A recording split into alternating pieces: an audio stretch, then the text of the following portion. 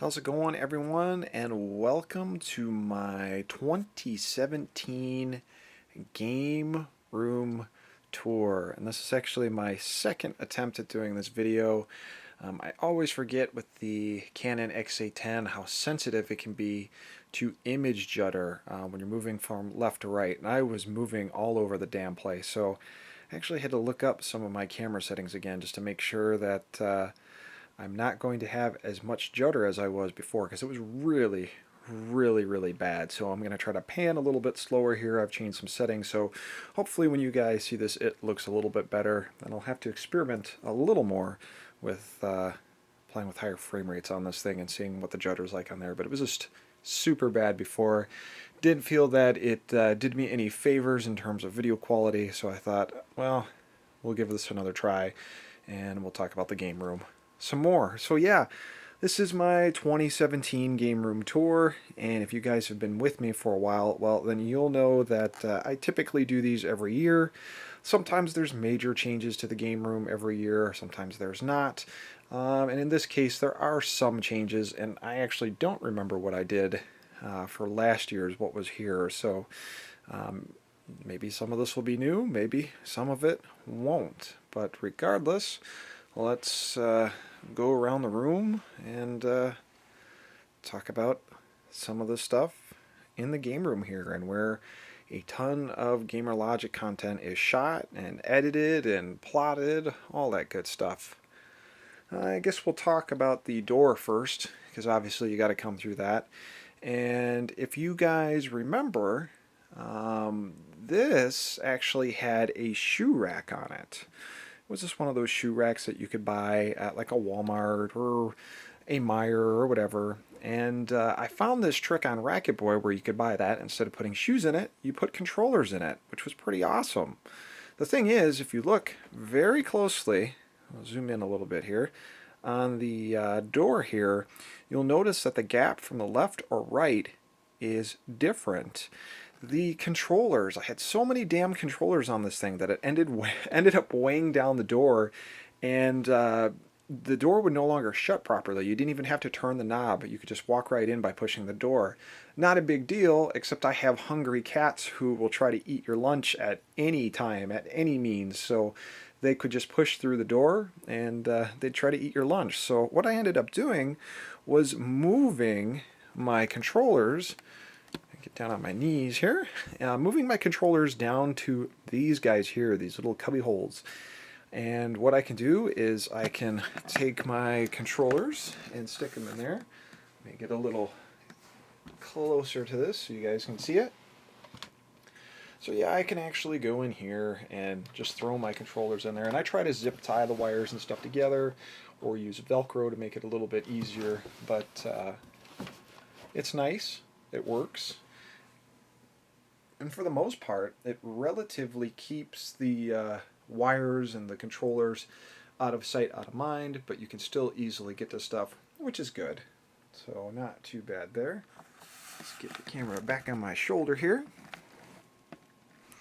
So yeah, that's the first major change to the room. What should we talk about next? I guess we'll talk about the systems and stuff. Can't have much of a game room without systems, right? Consoles, all that good stuff. So we'll start on the left here, which is kind of the centerpiece of this room, and this is my Sega Saturn store kiosk. Still running great. I've put the Saturn back in there, which you might be able to see in the bottom there. Yep, you can see it. I put some pulsing LED lights in there to give it kind of a cool, living, breathing look. And you're seeing Virtual Fighter Remix on screen right now, and this is a CRT monitor that this thing is on. This is the only CRT monitor in this room.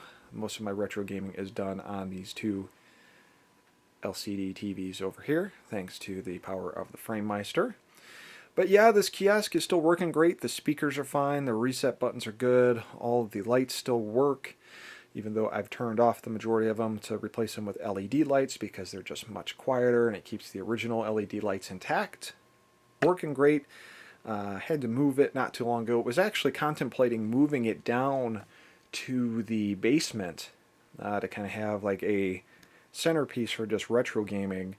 And to swap it out, I was going to put my Japanese candy cab down up here, but this thing is huge. It's not easy to take apart, and in order for me to get this out of here, I would have to move this desk, because this desk jaunts out a little bit, and I would have to remove this shelf I have for all of my loose cartridge games to get a clear shot in here. And that's just getting it out of the room, folks. I still have to get it down 2 floors to the basement and do so without tearing this thing up, and even getting the candy cab will be a bitch because that didn't fit through my basement door. I ended up having to take that apart too. So I kind of gave up my dreams of doing that for now.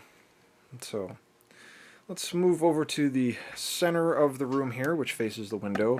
And a lot of people go like, oh man, aren't you afraid of like leaving this window open and rain getting in or the weather? I've been really, really, really good about that. And this room gets hot as hell in the summer. Hopefully not as bad. We just paid for a brand new furnace, brand new second stage AC unit. So hopefully it won't be as bad. But I've been very lucky about the window. Right now, if you notice, it looks kind of not really glittery, but shiny. It's because it's winter here in the Midwest. And I have the plastic up to try to keep the heat in and the cold out. So let's just sit down here a little bit. So in the center here, we have my Sony LCD TV. This is a 42-inch LCD TV, I believe. This is a Bravia. And the nice thing is about this particular model is it does not have the issues that a lot of these Sony LCD TVs have, and that is a issue with lag time, especially for retro games. So the response time on it is good, which is always a plus. Move in a little closer so we can see, and I'm going to go a little freehand here, so sorry if this is a little shaky. Zoom out a bit here.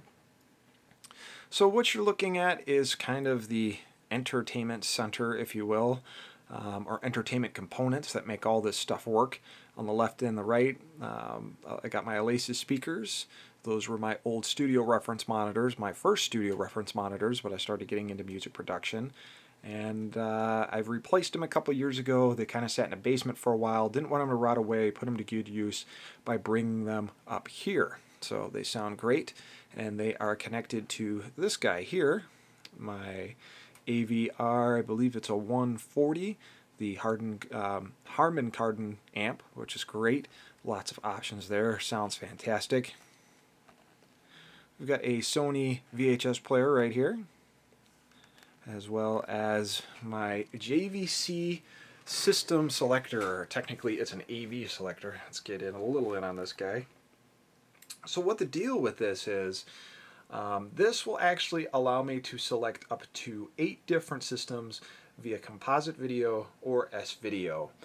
And I've had this thing for a couple of years, and let me tell you, it's great. You can put almost 8 simultaneous video outputs. So I could go to this monitor, I could go to that monitor, I could go over to any of these monitors. It's fantastic.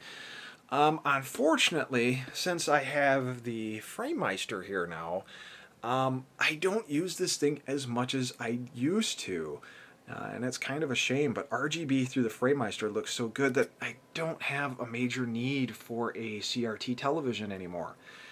So the only systems connected to the JVC now are systems that are not RGB capable without some modification, or I just haven't found the actual RGB cable for it yet. So I guess we can talk about the systems, and I'll tell you what the video connections I'm using for them. The Dreamcast, I'm actually using VGA, and the VGA connects out to this box over here, which is another upscaler separate from the FrameMeister, but this upscaler then goes into the FrameMeister and just gives you this super, super sharp image. The nice thing is this device here does not have audio inputs for the VGA, but this does, if I remember correctly, and you can select the AV in on the front for any input. So that's how I get my audio for stuff there. Moving on, we have the Nintendo 64 that's just going through S-Video, so that's connected up to the JVC here. My one chip SNES system. This thing is fantastic. One chip does the best video output possible on a Super Nintendo without any additional modification. That's being used RGB. My other Saturn, separate from this Saturn, yes, I have two in the same room. This uses RGB as well, and it has not a mod chip, but it is using a card in the back, an Action Replay 4-in-1 or 20-in-1, whatever the hell it is, to allow me to play any CD backups and stuff without the need for a mod chip, which is awesome. My Panasonic 3DO system, and that is using S-Video. This, unfortunately, the 3DO, you have to do a modification for it to get RGB, I guess. Down under here, hiding quietly, is my Turbo Duo, which this is one of the first systems I sent out to actually get a RGB mod. And PCE Nuggets did my RGB mod, and wow, RGB mod, and it looks and works fantastically. He also cleaned up some caps and stuff on my system. Much appreciated. The Atari Jaguar, the system that I look at every day and consider selling both the system and all the Jaguar games I have because it is the least played system in my collection. But I really like Aliens vs. Predator, so it's the main reason I hang on to it. We have, I guess I should say that that's connected S-Video. We have the Retro USB AVS. God, does this thing kick just a tremendous amount of ass. I love this thing. I really, really do. Easy to take upstairs here or downstairs into my modern gaming room, our family room, and plug into the 65-inch 4K TV and just play the crap out of it and enjoy it. I'm still using the base firmware on this thing. I know they have more color palettes and stuff that you can use, but those are still in beta. I'm waiting for the next official release, but so far, so good. I have had no problems with this, and team this up with the 8-bit do Bluetooth receivers that you can get here and here. I have this on my Super Nintendo, and using the Bluetooth 8-bit do SNES controller, it's just wireless, beautiful, it works great, I love it. Definitely the newest addition to the game room since my last time doing a game room tour video, is the XRGB Mini, the Framemeister, which my buddy from Japan conveniently and thankfully donated to me when he gave up all his console stuff and just decided to go the emulation route. You know, he had all the CRTs, he had all the systems, he had all the arcade cabinets and everything, and he just kind of got overwhelmed with it after like 35 plus years of collecting, and thought that this would be a great use for the Gamer Logic show, so I can't thank him enough. Thank you, man. I super appreciate that.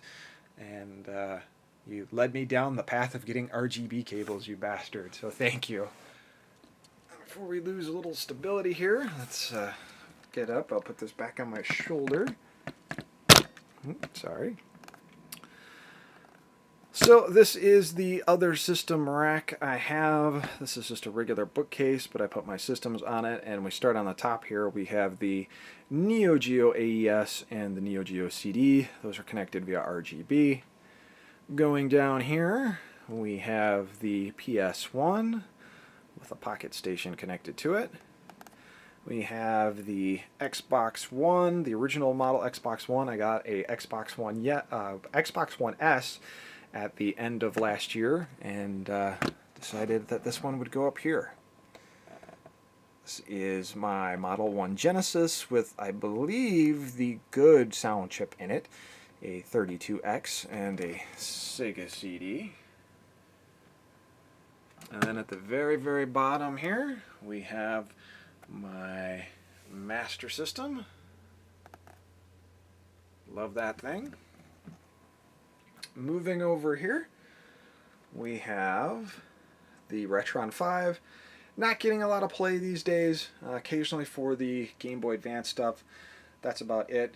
I loved this thing for quite some time, but when I was able to get the HD Retrovision cables for my Super Nintendo and Genesis, and then the Retro USB AVS came out, I didn't have a lot of need for using this guy anymore, so Now I only use them for the occasional GBA game recordings, or anytime I need to load in patches and stuff for translation patches for games, even though most of my flash cards can do that. My Famicom and Famicom disk system, not hooked up, just used for display purposes. I just love the way those work.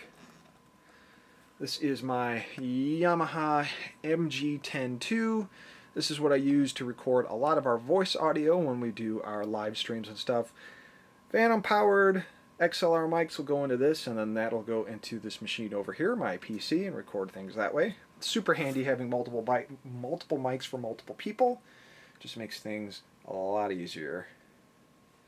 Over here we have my turntable. And if you haven't been following my Twitter, if you haven't been following my channel on a regular basis, you're probably wondering, why do you have a turntable in your game room? Well, the answer is, I just got back into collecting vinyl, but the kind of trick to me collecting vinyl again and playing vinyl and listening to vinyl is that I'm not picking up the latest EDM release like I did when I was 16 years old when I was DJing. No. Instead, all the vinyl releases I pick up are either chiptune related or video game soundtrack related. And if you look, I have Panzer Dragoon, the first one, on the record player right now. And we'll get to the records next, actually, in just a little bit. But let's go down here. To the left here, I already talked about that. That is another upscaler box to HD, does 1080p. We'll take PAL and TSC. There is a Wii, an Xbox 360, and then this is my DJ mixer that I use both upstairs and downstairs. The advantage of this, I actually use it for multiple sources, but I mostly use this for the phono output and the phono input on this to bring a nice, loud, clean signal to here to listen to my wonderful video game music through that. On the bottom here we have an original Xbox and a PS2 Slim and various camera stuff. Let's go talk about those video game soundtracks, shall we? Let's move over here. Now, when I was a DJ in my high school years and my years after high school, I was both a DJ as well as a music producer. I'm still a music producer, but I gave up my DJing probably like 10 or so years ago. It was just like something I felt like I was just sinking money into for the music for tools to play rather than actually enjoying the music. And there were several other reasons too. There's just so many DJs out there that it was really hard to make waves there. And I felt my time was way better spent producing music. So I gave that up. I gave up my record players. I gave up my entire record library that I used in DJ sets. But I did keep pieces of stuff every once in a while. And one of those pieces here is this record box. And this record box is cool. This is the record store me and my buddy Joe used to visit all the time in high school and spend a shit ton of money.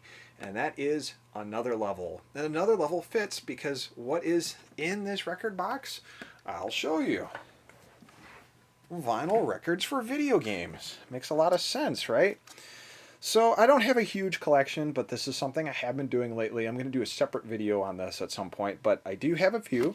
I've got Killer Cuts, Lagrange Point, Streets of Rage, the Mondo release of Castlevania 2, Shinobi 3, Streets of Rage 2, Panzer Dragoon, Rapture, the Bioscore soundtrack for Bioshock 2, Undertale, Axiom Verge,